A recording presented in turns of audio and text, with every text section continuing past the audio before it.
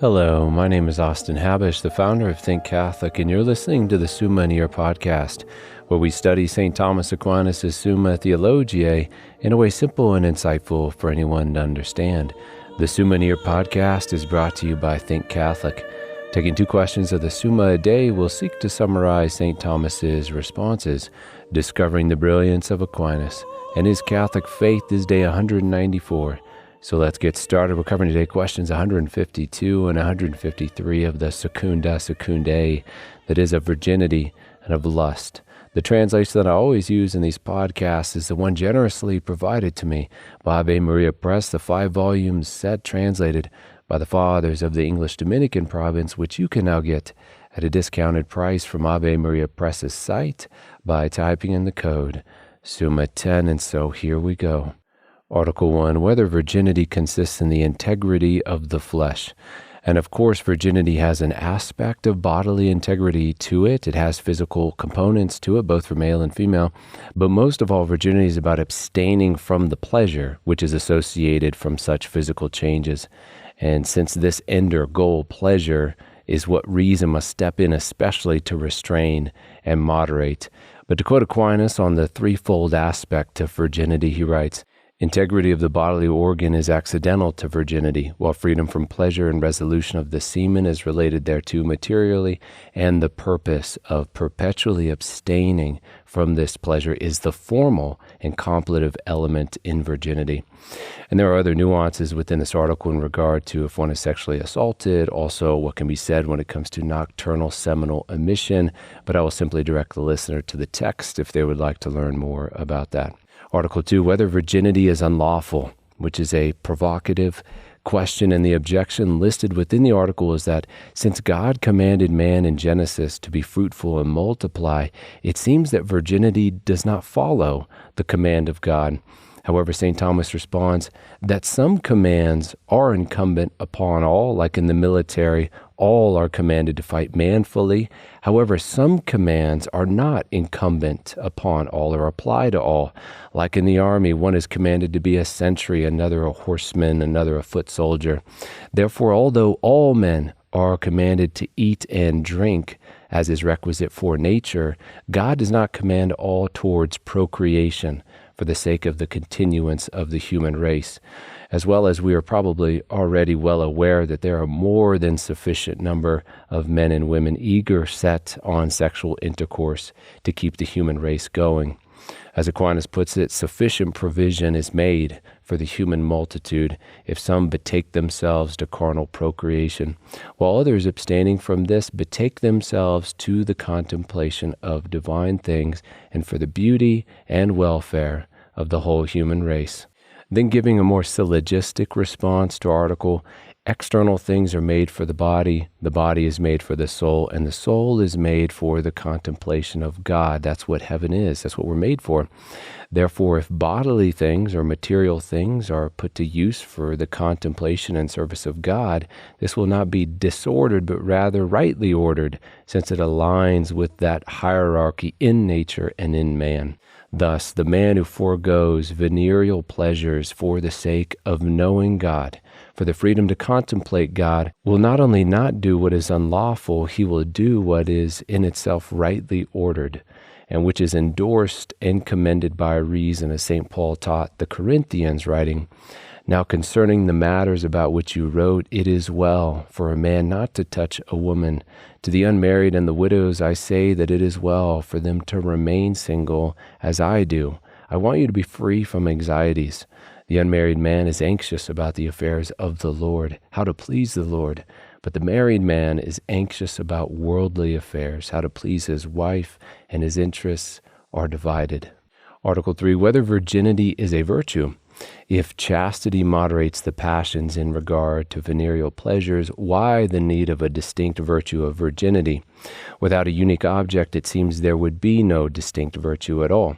Yet Aquinas tells us that just as liberality moderates the use of money in general, yet the virtue of magnificence is distinct from it precisely because of the new arduous aspect added to the use of money in the pursuit of some great deed. That's what magnificence is about.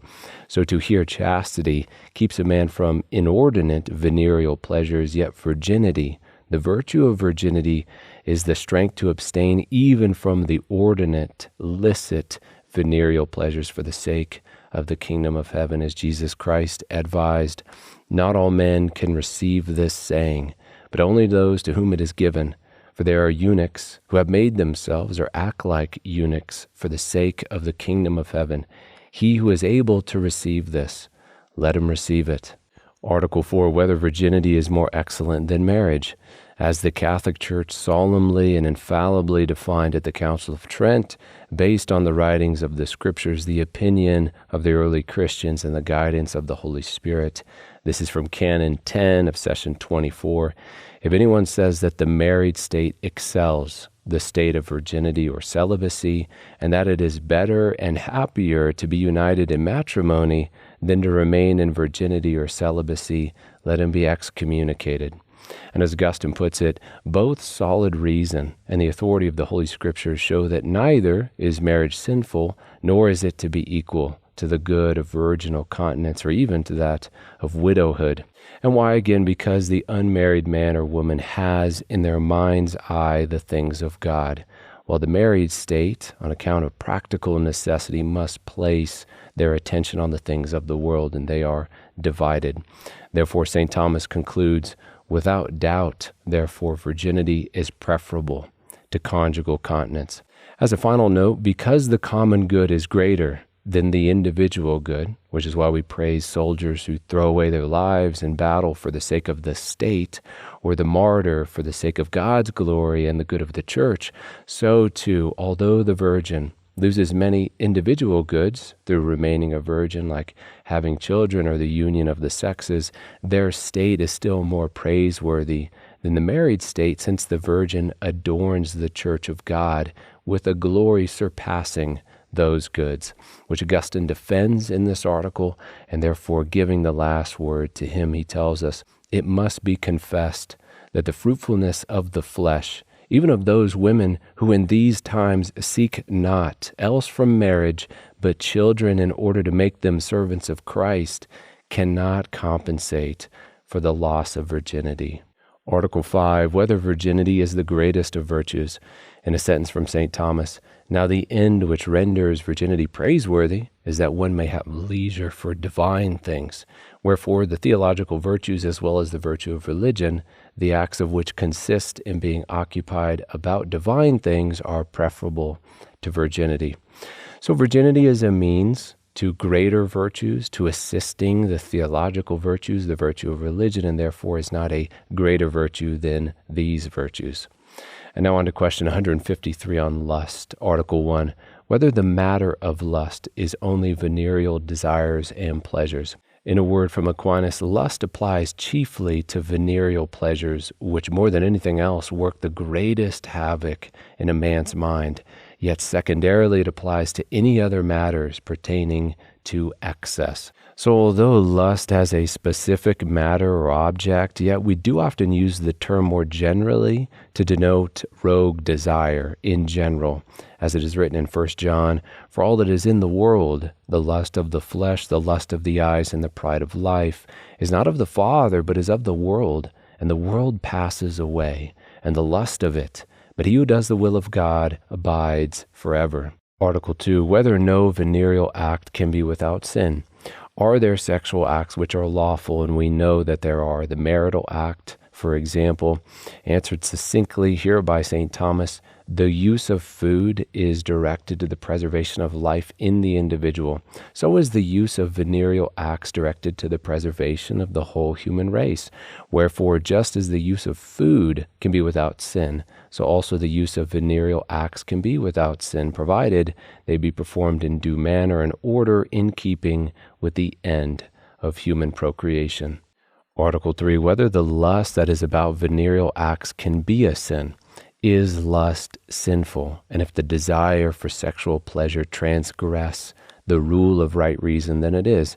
If one desire the sexual act to an unreasonable extent, degree, and or outside the correct circumstance, and or devoid of the correct intended end or goal, then this act will be lustful and thereby sinful, precisely for falling short of the rule of right reason. Article 4, whether lust is a capital vice. And it doesn't hurt beginning this article by repeating what a capital vice is.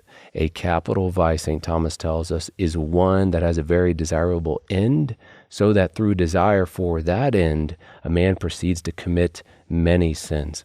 And we know that this end, venereal pleasure, is strong enough to destroy many people's lives, their relationships. And so lust is named a capital vice. Article 5, in our last article, whether the daughters of lust are fittingly described. When the passions are strong, for the fact that as human beings we're a body-soul composite, a rioting in the body via the passions can then affect the operations of the intellect and the will, which, although not strictly speaking in or on the body, these faculties utilize the body for their operation. Therefore, the first step of the mind, which lust perverts, is our apprehension of the intended end. Lust causes one to see as good that which is actually evil or illicit. When it comes to venereal pleasures, this is termed blindness of the mind. The next step of the intellect, as directed towards action, which lust perverts, is deliberation or counsel as to the various means to an end, which the lust of pleasure expedites with its importunity. This is called rashness. The next step is judgment of the best means to take to some end. Among the options deliberated and consented to in this act is perverted by lust and what's called the vice of thoughtlessness. Finally, the fourth step of the mind which lust perverts is in commanding a chosen means decided on, and this is termed the vice of inconstancy. Then when it comes to the will, lust perverts both the intended end of man and the intended means of man, in corrupting man's intended goal, which ought to love God and neighbor above all things. Lust turns a man towards himself in self-love, a disordered willing of goods for himself, which then, as it reflects upon God, begets hatred of God, who forbids those things which lust aims towards.